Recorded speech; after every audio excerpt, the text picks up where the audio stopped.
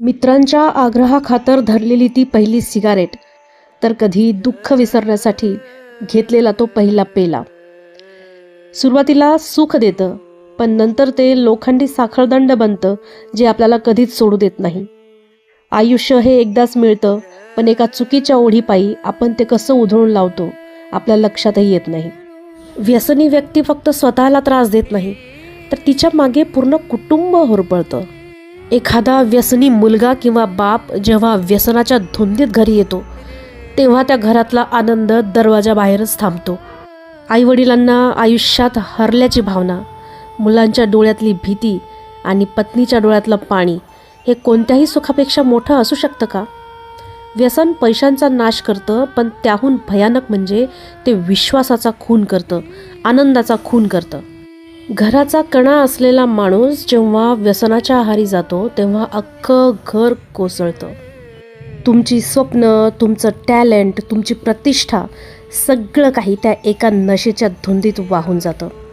आरशात स्वतःला बघताना स्वतःचीच भीती वाटू लागते, तेव्हा समजावं की आपण स्वतःला हरवून बसलो आहोत. व्यसनी तरुण हा देशाचं भविष्य नाही, तर देशावरचं ओझं ठरतो.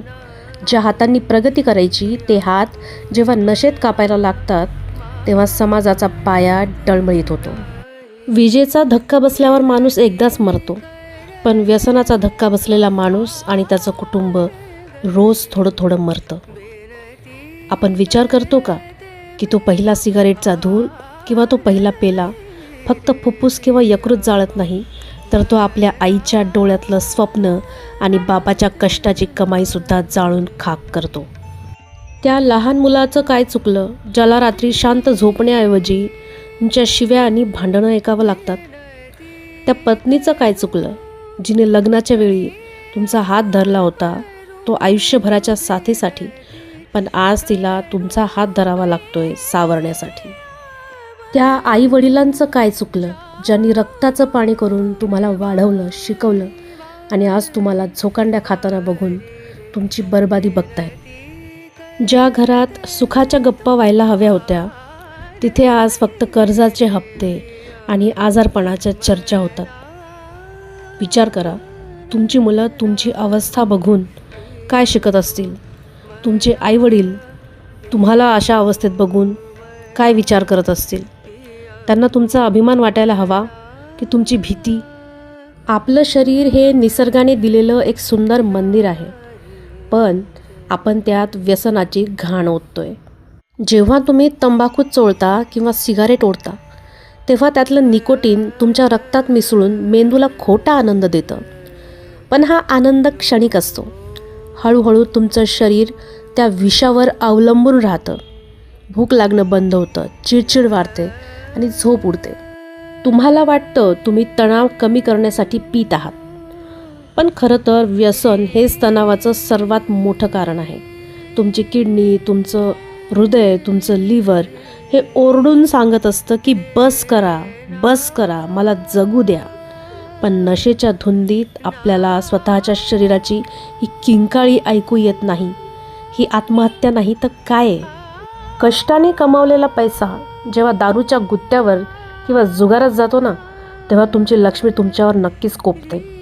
विचार करा, आजपर्यंत तुम्ही व्यसनावर किती खर्च केला?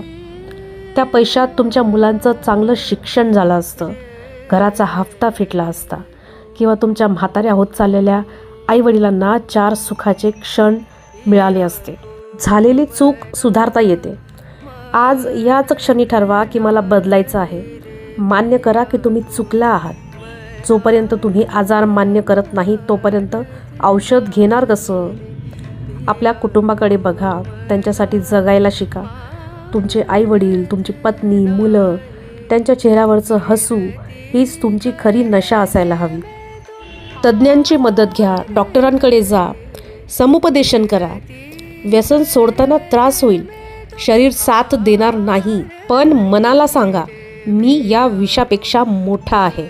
तुमच्या आयुष्याची दोरी तुमच्या हातात घ्या. व्यसनाच्या साखळदंडाला तोडून टाका. आजचा हा व्हिडिओ संपताना एक शपथ घ्या, स्वतःसाठी नाही तर तुमच्यावर प्रेम करणाऱ्या लोकांसाठी.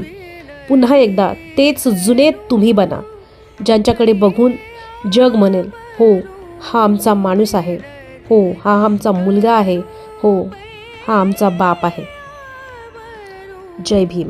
जादो बिवारी वारी वारी रे बिनती करत मैं तो हार गई रे बिया गो मनानत नाही रे पिया को मना पिया को मना पिया को मना मानत नाही